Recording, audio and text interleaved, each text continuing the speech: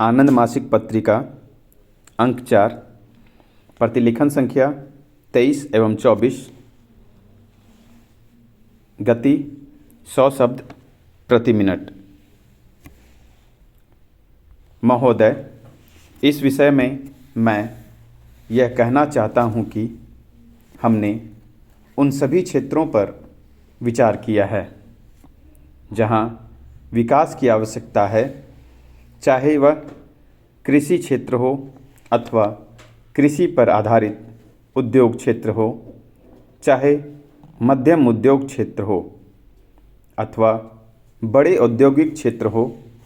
यदि आप आंकड़ों की तुलना करें तो मैं कहूँगा कि इस समय हम पंजाब को सामान्य केंद्रीय सहायता के अंतर्गत भरसक यह कोशिश कर रहे हैं कि सभी दृष्टिकोण को ध्यान में रखें और तदनुसार अनुदान प्राप्त परियोजनाओं के लिए 1 करोड़ रुपए विशेष योजना, ऋण के लिए 650 करोड़ रुपए, पुलिस आवास के लिए 10 करोड़ रुपए और स्वर्ग मंदिर के चारों ओर पुनर्वास के लिए हमने 30 करोड़ रुपए दिए हैं।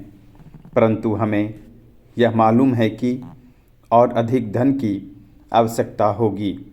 अतः आप इस बात की सराहना करेंगे कि हम राज्य के कुल घाटे को पूरा करने का प्रयास कर रहे हैं, क्योंकि हमें मालूम है कि इस समय इस राज्य में संसाधनों में वृद्धि कर पाना अत्यधिक कठिन है और हम लोगों पर करों का बोझ भी नहीं लादना चाहते हैं।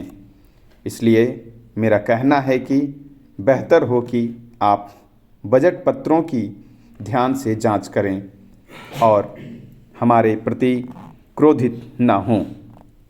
महोदय, यह सबसे अच्छी स्थिति होगी और इस सदन के प्रत्येक सदस्य की इच्छा होगी कि हमें उन बजटों की जांच अथवा उन्हें मंजूरी प्रदान न करनी पड़े जो कानूनी रूप से राज्य विधानसभाओं से संबंधित है। हमें इस बात पर अत्यधिक प्रसन्नता होती है यदि पंजाब विधानसभा बजट पारित करने की स्थिति में होती, परंतु कुछ परिस्थितियों के कारण पंजाब विधानसभा इस बजट को पारित नहीं कर सकती है और हमें बजट पारित करना पड़ा है। सारे सदन और राष्ट्र को यह मालूम है कि यह मजबूरी उचित और वैधानिक है। महोदय, मैं कहना चाहता हूँ कि जैसा कि सदस्यों ने कहा और उनकी इच्छा थी कि ऐसा समय नहीं आना चाहिए कि हमें आगामी वर्ष का बजट पारित करना पड़े। प्रत्येक की यही इच्छा है। हम यह आशा, इच्छा और प्रयत्न करें कि विधान परिषद में प्रतिनिधि आर्थिक विकास के अपने कार्यक्रम बना सकें और जनता के प्रति न्याय कर सकें। यह टिप्पणी प्रत्येक व्यक्ति की है और मैं सदन का अधिक समय नहीं लेना चाहता, क्योंकि अभी कई विधेयकों पर विचार होना है। विकास और उन्नति में लचीलापन प्रदर्शित हुआ है।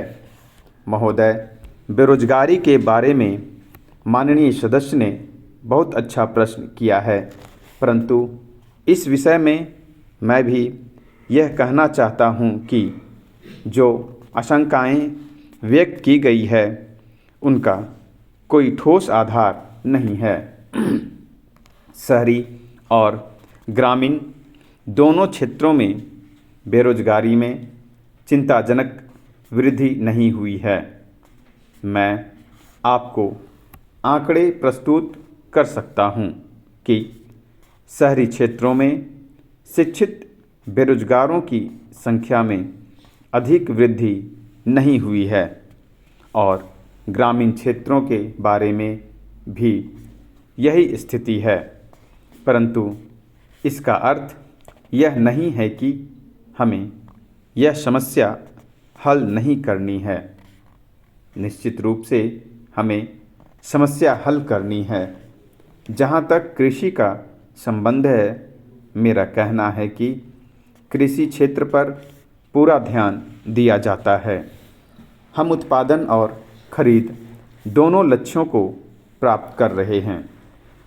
इस समय पिछले वर्ष के सूखे के कारण जहाँ तक गेहूं का संबंध है, उसकी खरीद में लक्ष्यों की थोड़ी कमी रही। चावल की फसल अभी आनी है, परंतु तब भी हम 47 लाख टन गेहूं की खरीद करने में सफल रहे हैं, जो कि केंद्रीय पुल का 73% है। अतः मैं पंजाब के किसानों को मुबारकबाद देता हूँ। खरीद एजेंसियों को अपना कार्य करना है और अच्छा कार्य करने पर मैं उनकी प्रशंसा करता हूँ।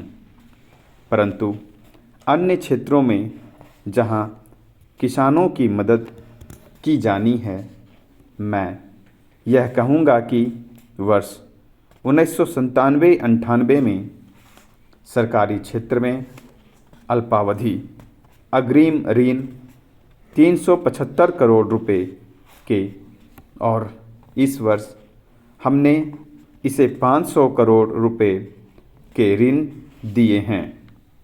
जहाँ तक दीर्घावधि ऋण का संबंध है, पिछले वर्ष यह 61 करोड़ रुपए का था और इस वर्ष यह 65 करोड़ रुपए है।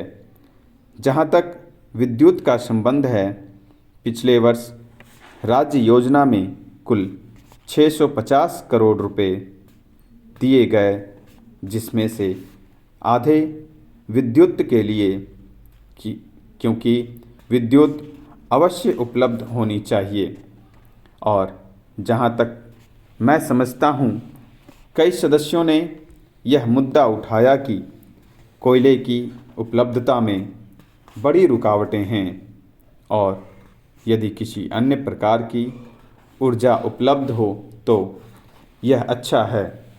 विद्युत क्षेत्र के लिए ही 352 करोड़ रुपए था, जो कि 54% था, और इस वर्ष योजना 700 करोड़ रुपए की है। आशा है माननीय सदस्य इस बात की सराहना करेंगे कि इस वर्ष की योजना पिछले वर्ष से पर्याप्त रूप में बड़ी है।